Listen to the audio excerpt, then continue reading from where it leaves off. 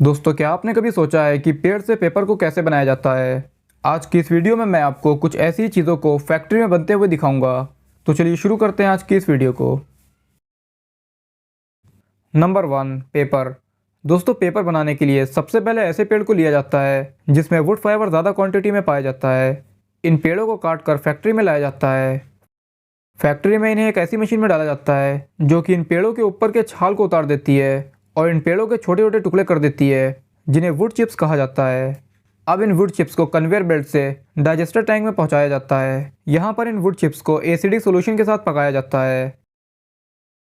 इसके बाद ये वुड फाइबर काफ़ी सॉफ्ट हो जाते हैं और फिर इसे पानी से धोया जाता है, जिससे इसमें बचा हुआ एसिडिक सोल्यूशन भी निकल जाए। अब इसे और भी ज़्यादा सॉफ्ट बनाने के लिए ऑक्सीजन और पेरोक्साइड की मदद से ब्लीचिंग की जाती है, जो कि क्लोरीन फ्री होती है। इससे वुड फाइबर और भी ज़्यादा शाइनी और वाइट हो जाते हैं।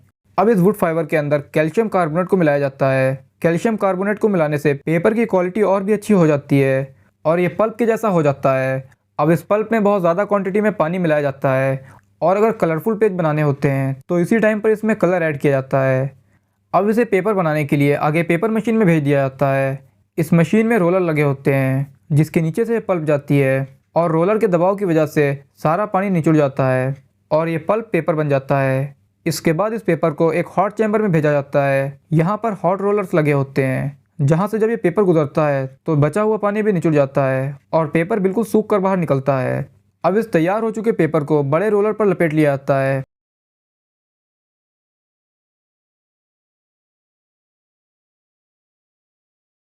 और आखिर में इसके छोटे छोटे रोल काट कर इन्हें पैक कर दिया जाता है और उन फैक्ट्रीज में भेज दिया जाता है जहां बुक्स कॉपीज बनाई जाती हैं। Number 2, foam sheet. दोस्तों, फोम शीट का यूज़ सोफ़ा या बेड जैसी चीज़ों में किया जाता है जो कि हम सभी के घरों में होते हैं। चलिए जानते हैं किस तरह से इन्हें फैक्ट्री में बनाया जाता है। सबसे पहले कंटेनर में पॉलीओल और आइसोसाइनाइड डाला जाता है और इसके ऊपर से पानी को डालकर मिक्स किया जाता है और साथ में वो कलर भी डाला जाता है जिस कलर का फोम कंपनी को बनाना होता है। अब इस मिक्सचर को स्प्रे मशीन से एक टैंकर में डाला जाता है और इसके बाद इस टैंकर को चारों तरफ से बंद कर दिया जाता है और थोड़ी देर में मिक्सचर फूल कर ऊपर आ जाता है। अब इसे ऐसे ही कुछ समय के लिए छोड़ दिया जाता है और ये सूख कर फोम बन जाता है और आखिर में कन्वेयर बेल्ट से इसे आगे भेजकर नॉर्मल साइज में काट लिया जाता है।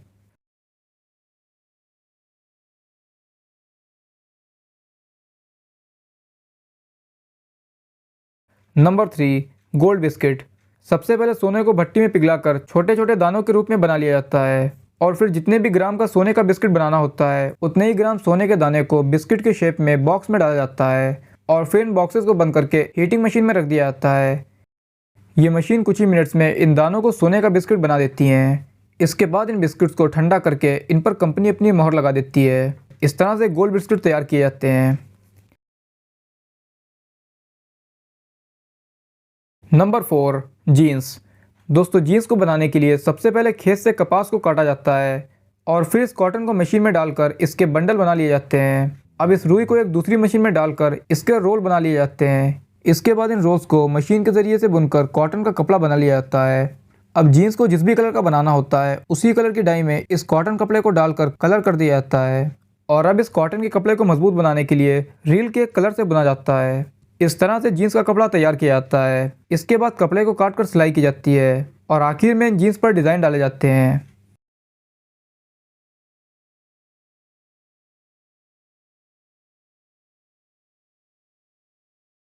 Number 5, razor blade. चलिए अब जानते हैं कि फैक्ट्री में इतने धारदार ब्लेड्स कैसे बनाए जाते हैं। सबसे पहले स्टेनलेस स्टील की पतली पत्ती का इस्तेमाल किया जाता है। इस पत्ती को एक मशीन में डाला जाता है जहां इसके बीच के पार्ट्स को काट दिया जाता है और अब इसको एक बंडल पर लपेट दिया जाता है। अब इसे मजबूत बनाने के लिए एक फर्नेस से गुजारा जाता है जिसका टेम्परेचर 1000 डिग्री सेल्सियस होता है। इस फर्नेस में इसे 30 सेकंड तक गर्म किया जाता है।